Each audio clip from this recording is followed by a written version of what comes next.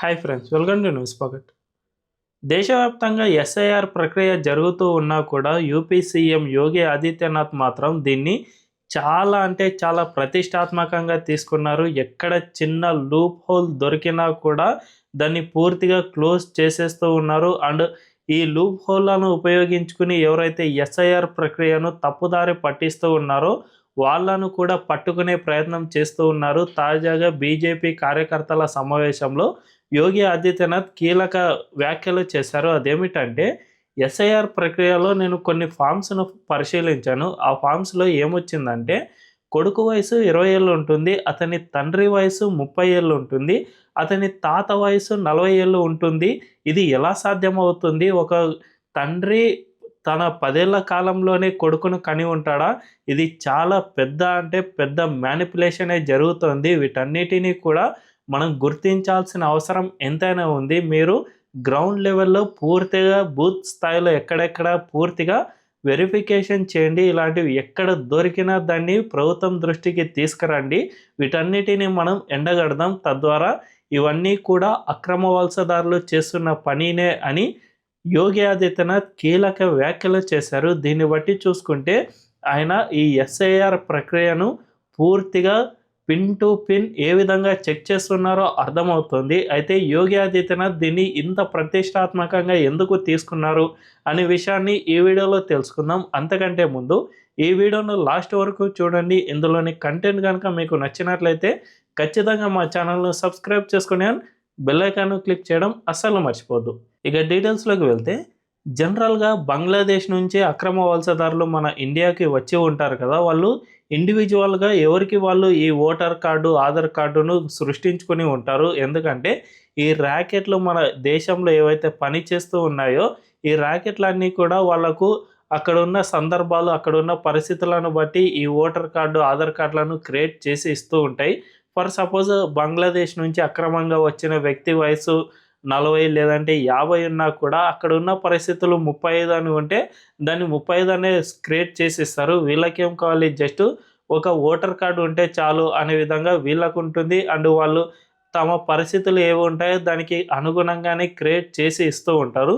So ఆ విధంగా అక్కడి నుంచి ఇక్కడికి వలస వచ్చిన వాళ్ళలో తండ్రి వాళ్ళ కుమారుడు ఇద్దరు కూడా ఉన్న సమయంలో వీళ్ళు ఎలా పడితే అలా క్రియేట్ చేసిన టైంలో వీళ్ళకు ఇటువంటి ఓటర్ కార్డులు మిస్ మ్యాచ్ అనేది ఏర్పడుతుంది. తండ్రి వయసు 35 ఉండటం, కొడుకు వయసు 25 ఉండటం ఇలాంటివి జరుగుతూ ఉన్నాయి. తద్వారా ఈ ఎస్ఐఆర్ ప్రక్రియలో ఇలాంటి ఫామ్లు అనేకం ఉన్నాయి అని యోగి ఆదిత్యనాథ్ గుర్తించారు. సరిగ్గా ఇలాంటి విషయమే వెస్ట్ బెంగాల్లో కూడా బయటపడింది. ఆ రాష్ట్రంలో అయితే ఏకంగా 1.6 కోట్ల ఓట్లలో ఇలాంటి అవకతవకలు కనిపించాయి. కొన్నింట్లో ఫాదర్ నేమ్ తప్పు ఉండటం, మరికొన్నింట్లో ఈ విధంగా ఏజ్ అనేది చాలా అంటే చాలా మినిమల్గా ఉండటం, దీంతోపాటు చాలామంది ఈ ఎస్ఐఆర్ ప్రక్రియలో సరిగ్గా ఫిలప్ చేయకపోవడం ఇలాంటివి అనేకం బయటపడ్డాయి. ముఖ్యంగా ఈ విధంగా ఫాదర్ అండ్ కొడుకు పేరు వేరువేరుగా ఉండటాన్ని చూస్తుంటే దాదాపు 50 లక్షల వరకు ఇలాంటి ఓట్లు వెస్ట్ బెంగాల్లో బయటపడ్డాయి అని ఈసీ సైతం ప్రకటించింది. వీటిపై ఇప్పటి నుంచి అంటే వచ్చే నెల జనవరి 14 ఆ టైం వరకు దీనిపై రీవెరిఫికేషన్ చేయించనుంది. ఎవరైతే ఈ ఫారంలను సబ్మిట్ చేశారో వాళ్ళను డైరెక్ట్గా పిలిచి వాళ్ళను విచారణ చేయనుంది.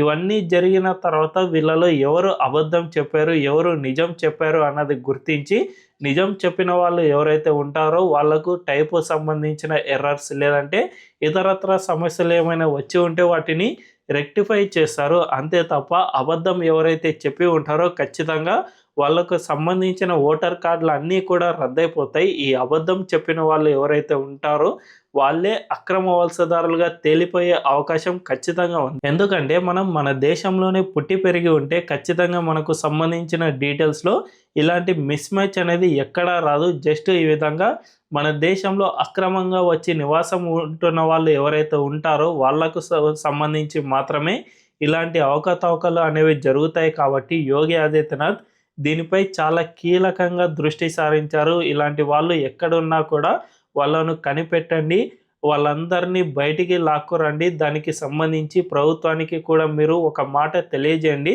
తద్వారా మన రాష్ట్రం నుంచి వీళ్ళందరినీ సొంత దేశానికి తిప్పి పంపించే ప్రయత్నాలు చేద్దాం అనే విధంగా కార్యకర్తలకు కీలకంగా దిశానిర్దేశం చేశారు. దీంతో పాటు మనందరికీ తెలుసు రీసెంట్గానే యోగి ఆదిత్యనాథ్ అన్ని జిల్లాల అధికారులకు కొన్ని కీలక ఆదేశాలు జారీ చేశారు. అదేమిటంటే అన్ని జిల్లాల్లో ఇలాంటి డిటెన్షన్ క్యాంపులను ఏర్పాటు చేసుకోండి, వీళ్ళందరినీ గుర్తించి వెంటనే డిటెన్షన్ క్యాంపులకు తరలించండి, ఆ తర్వాత తమ సొంత దేశానికి తిప్పి పంపించే ప్రయత్నం చేద్దాం అనే విధంగా కూడా ఈ క్యాంపులను ఇప్పటికే పూర్తి చేస్తూ ఉన్నారు. దీన్ని బట్టి చూసుకున్నా కూడా ఆయన ఈ అక్రమ వలసదారులను తరిమేసేందుకు ఎంత నిబద్ధతతో వ్యవహరిస్తున్నారో అర్థం చేసుకోవచ్చు. ఇదే కాకుండా కార్యకర్తలకు మరో ఆదేశాన్ని కూడా జారీ చేశారు. అదేమిటంటే ఎస్ఐఆర్ ప్రక్రియ స్టార్ట్ అయిన సమయంలో యూపీలో 15.4 కోట్ల ఓటర్లు ఉంటే ఎస్ఐఆర్ దాదాపు పూర్తి కావస్తున్న సమయంలో జస్ట్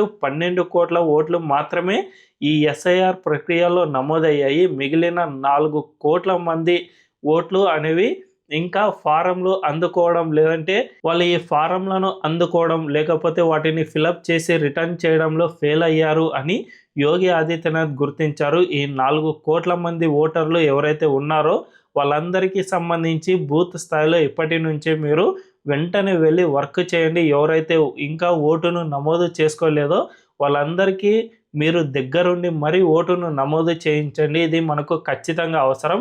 ఈ 4 కోట్ల మంది ఎవరైతే ఉన్నారో వాళ్ళు నిజమైన భారతీయులు ఉంటారు.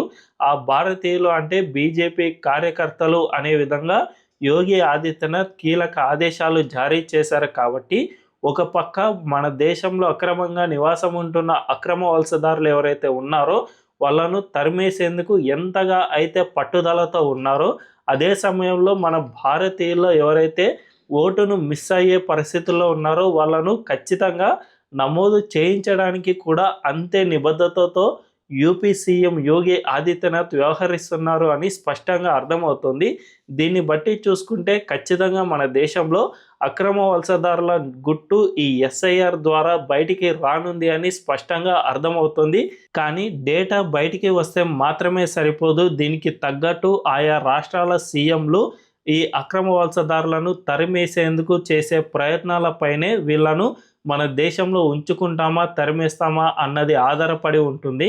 వీళ్ళ డేటా అనేది ఇప్పుడు ఈ ప్రక్రియ ద్వారా బయటికి వస్తుంది. కాబట్టి దీన్ని తీసుకుని ఏ ఏ రాష్ట్రాల సీఎంలు ఎంత మేరకు యాక్షన్ ప్లాన్ తీసుకుంటాయి, లేదంటే వీళ్ళను చూసి చూడనట్లుగా వ్యవహరిస్తాయా, ముఖ్యంగా తెలంగాణ లాంటి రాష్ట్రాల్లో కాంగ్రెస్ పార్టీ అధికారంలో ఉంది కాబట్టి ఈ రాష్ట్రంలో ఎలాంటి నిర్ణయాలు తీసుకుంటారు అనే విషయాలు తెలియాలంటే ఖచ్చితంగా వెయిట్ చేయాల్సిందే. మరి భవిష్యత్తులో ఏం జరుగుతుంది అనే దానిపై మీ అభిప్రాయాన్ని కామెంట్ల రూపంలో తెలియజేయండి. అండ్ ఈ వీడియో కనుక మీకు నచ్చినట్లయితే ఖచ్చితంగా మా ఛానల్ను సబ్స్క్రైబ్ చేసుకుని బెల్ ఐకాన్ క్లిక్ చేయడం అస్సలు మర్చిపోవద్దు. Thank you.